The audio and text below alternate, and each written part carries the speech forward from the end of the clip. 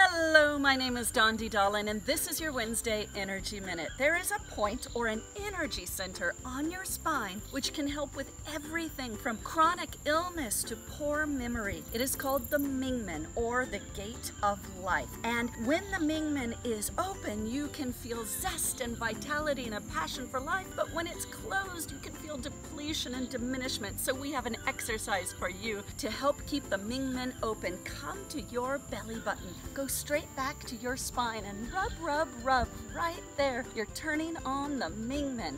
Come inside your hips with your hands. Right here you're going over the Houston valve and the ileocecal valve, which will help those valves right up to the heart chakra. Take a nice breath. Coming home to self and to your heart center. From Platanillo, Costa Rica, this country is not even 300 miles long, and yet it has more than 5% of the world's biodiversity. And I can hear the howler monkeys. Until next week, bye-bye.